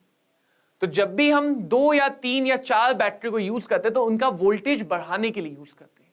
और वो वोल्टेज बढ़ाने का काम कैसे होता है? सीरीज कॉम्बिनेशन में सेम पोलैरिटी में जोड़ के। सेम पोलैरिटी का मतलब एक बैटरी का पॉजिटिव दूसरी बैटरी के नेगेटिव से जुड़ेगा, एक बैटरी का पॉजिटिव दूसरी बैटरी के नेगेटिव से जुड़ेगा। तो बहुत आसान सी बात तुम्हें यहां पे दिख जाएगी। अगर मैं बात करूं सेल में, तो भैया देखो ये सेम पोलैरिटी में ही तो जुड़े हुए हैं, एक बैटरी का नेगेटिव दूसरी बैटरी के पॉजिटिव से, दोनों सेम पोलैरिटी में ही तो जुड़े हुए हैं। तो क्या कह सकता हूं कि जो सेल का टोटल वोल्टेज आएगा वो एनोड पे आने वाला ऑक्सीडेशन पोटेंशियल प्लस कैथोड पे आने वाला रिडक्शन पोटेंशियल होगा, क्योंकि एनोड और कैथोड को जोड़ के ही तो सेल बनी। एनोड और कैथोड को जोड़ के ही तो सेल बनी, E1 प्लस E2। यानी अगर मान लो कोई बैटरी हुई, कोई रिएक्शन हुई, कोई सेल हुई जिसमें रिएक्शन हो रही है, इधर 2 वोल्ट आया इधर 4 वोल्ट आया, तो टोटल वोल्टेज कितना आया? 6 वोल्ट का। इधर का 2 वोल्ट मदद करेगा, इधर का 4 वोल्ट मदद करेगा, तो टोटल मदद कितनी मिली? 6 वोल्ट की। टोटल मदद कितनी मिली? 6 वोल्ट की। समझ पाए? क्या सब लोग ये बात समझ पाए कि टोटल मदद मिल रही है ऐड होके? अब कुछ बच्चे कहेंगे सर हमने तो बुक में फॉर्मूला, अगर एनसीईआरटी खोली होगी, बुक में फॉर्मूला तो माइनस देखा है, आपने तो गलत लिख दिया, बुक में फॉर्मूला तो माइनस है। कैसे? साइंस कभी गलत हो ही नहीं सकती है, लॉजिकली देख रहे हम तो, लॉजिक कभी गलत नहीं होगा। तो बुक के फॉर्मूले उस फॉर्मूले में अंतर क्या, आप वो समझते हैं। देखो देखो ध्यान से देखो, हम यहां पे बच्चों E0 की बात कर लेते हैं। सबसे पहले मैं ये लिख लेता हूं कि तुम्हें इतना तो याद होगा कि ऑक्सीडेशन और रिडक्शन प्रोसेस अपोजिट होती है। ऑक्सीडेशन और रिडक्शन प्रोसेस अपोजिट हो सकती है। हमने ये स्टेब्लिश कर लिया कि जो सेल का वोल्टेज है बच्चों, वो कैथोड का वोल्टेज प्लस एनोड का वोल्टेज है। ये सबसे फंडामेंटल है। लेकिन एनोड पे क्या हुआ? ऑक्सीडेशन। कैथोड पे क्या हुआ? रिडक्शन। राइट? एनोड पे हुआ ऑक्सीडेशन, कैथोड पे हुआ रिडक्शन। बट मान लो क्वेश्चन ने तुम्हें दे दिया कि एनोड वाले का रिडक्शन पोटेंशियल 0.7 वोल्ट है। तुम्हें एनोड वाले का क्या चाहिए? Oxidation potential. तो पहले तुम इसके रिडक्शन को इस ऊपर वाले फॉर्मूले से बदल के ऑक्सीडेशन भी तो बोलोगे, -0.7। फिर तुम यहां पे -0.7 रखोगे, है ना? तो क्वेश्चन कभी तुम्हें रिडक्शन दे देगा, तुम्हें ऑक्सीडेशन वाला चाहिए। क्वेश्चन कभी तुम्हें ऑक्सीडेशन दे देगा, तुम्हें रिडक्शन वाला चाहिए। तो हम अपने फॉर्मूले को 4-5 तरीकों से लिख सकते हैं। हम ये भी लिख सकते हैं कि ई नॉट सेल बराबर ई नॉट कैथोड, इस ऑक्सीडेशन वाले की जगह माइनस ऑफ रिडक्शन लिखा जा सकता है। तो फॉर्मूले को बदल सकते हैं, ई नॉट एनोड। अब यहां पे जो कैथोड का है वो तो साइन वैसे का वैसा ही रहा। एनोड के लिए अब ऑक्सीडेशन की जगह कौन सा पोटेंशियल रखोगे फॉर्मूले में? रिडक्शन। इसका मतलब एक बात का बहुत ध्यान रखना, इसका मतलब ये बिल्कुल भी नहीं कि यहां पे रिडक्शन होने लगा। इसका मतलब ये बिल्कुल भी नहीं कि यहां पे रिडक्शन होने लगा। इसका सिर्फ इतना मतलब है कि हमने अपने फॉर्मूले को क्वेश्चन के अकॉर्डिंग सेट कर लिया। क्यों? क्योंकि मोस्ट ऑफ द टाइम आईयूपीएससी के अकॉर्डिंग जो डिफॉल्ट है, अगर सिर्फ पोटेंशियल बोला जाए तो हम डिफॉल्ट पोटेंशियल हमेशा रिडक्शन पोटेंशियल मानते हैं। डिफॉल्ट पोटेंशियल हमेशा रिडक्शन मानते हैं। या फिर हम ये भी कर सकते हैं, अगर कभी क्वेश्चन में रिक्वायरमेंट हो, कैथोड वाले को रिवर्स कर दिया, एनोड वाले को वैसे ही रहने दिया। तो फॉर्मूला एनोड माइनस कैथोड भी हो सकता है। कैथोड के लिए अब रिडक्शन की जगह कौन सी वैल्यू रखोगे? ऑक्सीडेशन। एनोड के लिए रखोगे रिडक्शन, ऑक्सीडेशन। एनोड का साइन वैसे ही क्या वैसे ने दिया। या फिर तुम एक आखिरी काम और कर सकते हो, दोनों को रिवर्स कर दो, दोनों को रिवर्स कर दो। तो अब जो सेल का पोटेंशियल है वो आ जाएगा, सेल का पोटेंशियल आ जाएगा minus E naught cathode minus E not anode. हमने कैथोड को भी रिवर्स किया तो कैथोड का बन गया ऑक्सीडेशन, एनोड को भी रिवर्स किया तो एनोड का बन गया रिडक्शन।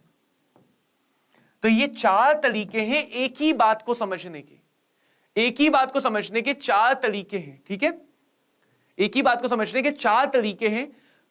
इन चारों तरीकों का कहीं से भी ये मतलब नहीं कि सेल की रिएक्शन बदल जाएगी। सेल में डिफॉल्ट या हमेशा एनोड ऑक्सीडेशन, कैथोड पे रिडक्शन। बस क्वेश्चन में जो वैल्यू दी उसके अकॉर्डिंग हम अपने फॉर्मूले को बदल सकते हैं या क्वेश्चन की वैल्यू को बदल सकते हैं।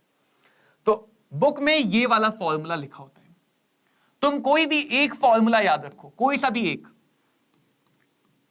ये लॉजिकल फॉर्मूला है, सेल बनती है एनोड कैथोड को जोड़ के, तो उनका पोटेंशियल बनेगा एनोड कैथोड को जोड़ के।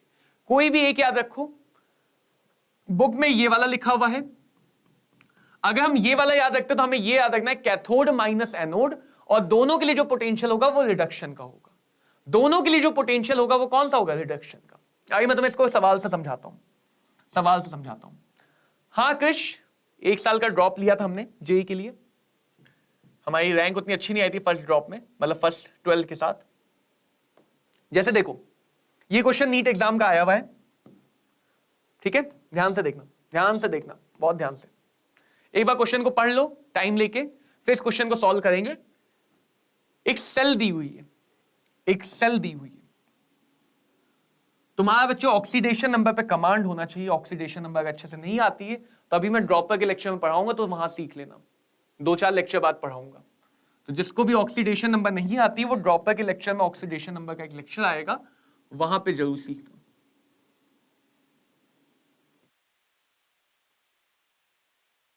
ये रिएक्शन दी, ऑक्सीडेशन यानी चार्ज का बढ़ना, तो ये तुम्हें पता चल गया ये एनोडिक है। रिडक्शन यानी चार्ज का घटना, ये कैथोडिक है। तुम्हें दोनों का पोटेंशियल दिया है, तुम्हें दोनों का पोटेंशियल दिया, तुमसे क्या पूछा गया? Cell potential.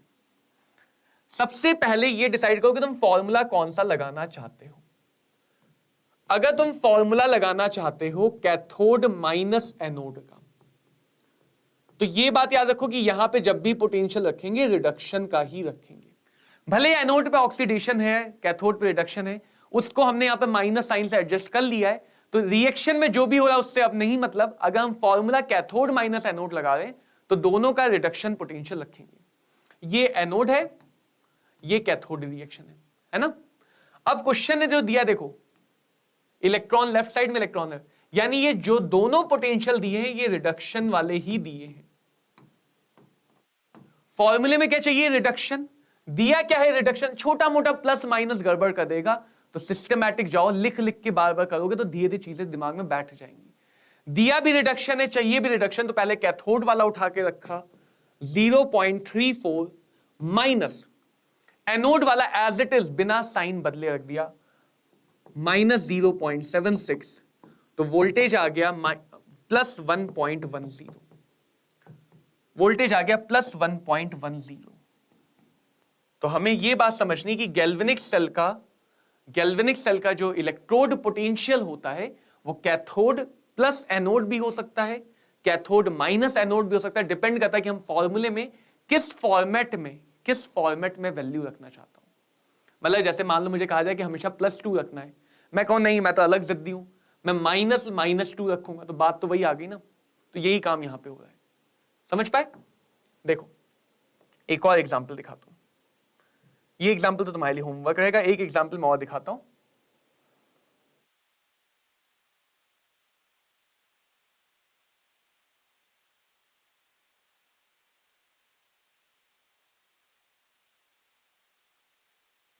मान लो एक सेल दी है जिंक सल्फेट और सिल्वर नाइट्रेट सिल्वर। जिस सेल को हम समझ है तो वही सेल दी है तुम्हें, ठीक है।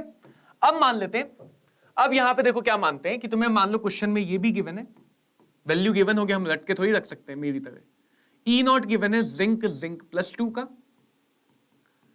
0.76 वोल्ट, और E0 गिवन है Ag + Ag का 0.80 वोल्ट, ठीक है। पहला काम डिसाइड कर लो एनोड कौन है कैथोड कौन है। भैया पहला काम डिसाइड कर लो एनोड कौन है कैथोड कौन है। तो एनोड रिप्रेजेंटेशन में हमेशा लेफ्ट वाला होता है। कुछ तरीके हैं पहचानने के, रिएक्शन दिए तो जिसका ऑक्सीडेशन वो एनोड, जिसका रिडक्शन वो कैथोड। रिएक्शन नहीं, रिप्रेजेंटेशन दिया तो जिसका ऑक्सीडेशन जो लेफ्ट साइड में वो ऑटोमेटिकली एनोड, जो राइट साइड में वो ऑटोमेटिकली कैथोड। जिसमें इलेक्ट्रोड पहले है वो एनोड, जिसमें इलेक्ट्रोड बाद में है वो कैथोड। तो अलग अलग तरीके हैं पहचानने के। तो एनोड जिंक वाला पेयर है और कैथोड सिल्वर वाला पेयर है। कैथोड पे रिडक्शन, एनोड पे ऑक्सीडेशन। एनोड कैथोड हमने डिसाइड कर लिया, ऑक्सीडेशन रिडक्शन डिसाइड कर लिया। फॉर्मूला डिसाइड करो कि तुम कौन से फॉर्मूले के साथ जीवन भर चलना चाहोगे, किस फॉर्मूले के साथ जीवन भर चलना चाहोगे। क्योंकि बुक में ये है, ज्यादातर बच्चे यही फॉर्मूला याद रखते हैं, इसलिए मैं ये वाले फॉर्मूले को लेकर चल रहा हूं। मेरा खुद का पसंदीदा पहला वाला फॉर्मूला था कैथोड प्लस एनोड, बट यहां पे हम कैथोड माइनस एनोड ही चल रहे हैं। अब देखो कैथोड का चाहिए रिडक्शन, +1 से 0, जो ये पोटेंशियल दिया है ये रिडक्शन का ही दिया है। 0 से +2 जो ये वाला दिया है ये ऑक्सीडेशन का दिया है, जो ये वाला दिया है ऑक्सीडेशन का दिया है। तो कैथोड का रिडक्शन चाहिए, रिडक्शन दिया है, साइन बदलने की जरूरत नहीं है, एज इट इज रख दिया। फॉर्मूले का माइनस साइन लगाया, फॉर्मूले का माइनस साइन लगाया। एनोड का रिडक्शन चाहिए, एनोड का ऑक्सीडेशन दिया है। क्योंकि फॉर्मूला डिमांड कर रहा है रिडक्शन वाले की, तो हम इसका साइन बदलेंगे, तो जो भी साइन है उसको चेंज करके यहां पे एज इट इज रख दिया। तो प्लस था तो चेंज करके माइनस कर दिया। तो अब ये अपने आप साइन सही हो जाएगा, माइनस माइनस प्लस हो गया 0.76, तो ये आ जाएगा 1.56। 1.56 यूनिट क्या होगी, वोल्ट। वोल्टेज की यूनिट वोल्ट। तो ये बच्चों ध्यान रखना है कि तुम फॉर्मूला अपने मन से डिसाइड कर सकते हो इन चारों में से कौन सा फॉर्मूला तुम यूज करना चाहते हो। आगे जितना भी हम डिस्कशन करेंगे हम हमेशा बी वाला यूज करेंगे, बट फॉर्मूला डिसाइड नहीं करता है प्रोसेस क्या होगी। प्रोसेस क्या होगी वो फिक्स है। कई बच्चे फिर फॉर्मूले से गलत कर बैठेंगे कि एनोड पे रिडक्शन होता, नहीं, एनोड पे ऑक्सीडेशन ही होता है, कैथोड पे रिडक्शन ही होता है। तो फॉर्मूला प्रोसेस डिसाइड नहीं करता है, प्रोसेस डिसाइड करती है सेल रिएक्शन या सेल रिप्रेजेंटेशन। फॉर्मूला हम अपनी कन्वीनियंस के अकॉर्डिंग, ज्यादातर क्वेश्चन में फॉर्मूले से काम चल जाए उसके अकॉर्डिंग कोई एक फॉर्मूला चुनते हैं। ये डिफॉल्ट है वैसे, कैथोड प्लस एनोड, वरना तुम ये वाला भी ले सकते हो। आज बच्चों हम यहीं पे खत्म करेंगे। ये वाला क्वेश्चन अब तुम्हारे लिए देखो होमवर्क है। इस क्वेश्चन को एक बार बढ़िया से समझना तो मजा आएगा। आज हम यहीं तक, ये भी तुम्हारे लिए होमवर्क है और ये वाला भी तुम्हारे लिए होमवर्क है। ईएमएफ सेल पोटेंशियल का ही दूसरा नाम होता है इलेक्ट्रोमोटिव फोर्स।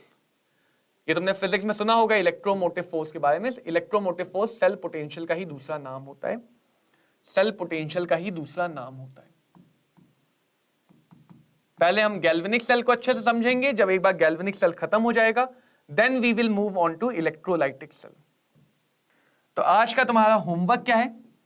सबसे पहला होमवर्क है कि तुम्हें एनसीईआरटी के इस चैप्टर के पहले 3 या 4 पेज पढ़ लो। लेकिन मैं 2-3 ही रहा हूं क्योंकि अभी हमने 2-3 पेज का सिलेबस कवर किया है। उसमें यही सारी कहानी है कि सेल कैसे बनी, सेल कैसे काम करती है, सेल में कैसे रेडॉक्स चेंजेस होते हैं, क्या क्या इफेक्ट होता है सेल में। एक डायग्राम दिखेगा, समझ में नहीं आएगा देखना, क्योंकि उसको अगली क्लास में समझाऊंगा। तो एक डायग्राम दिखेगा, उस डायग्राम को देख लेना। बहुत ज्यादा तेजी भरने की जरूरत नहीं है। तो जो नोट्स हैं, जो टेलीग्राम पे नोट्स मिलेंगे तुम्हें इस सेशन के, उन नोट्स वाले ही क्वेश्चन करना भी। अगर तुम्हारे पास लगता है टाइम ज्यादा है तो पिछला चैप्टर रिवाइज कर लेना जो लिक्विड सोल्यूशन था। लिक्विड सोल्यूशन को अच्छे से रिवाइज कर लेना अगर तुम्हारे पास टाइम बचता है। और तीसरा यार, सबसे जरूरी काम, सबसे जरूरी काम क्या है?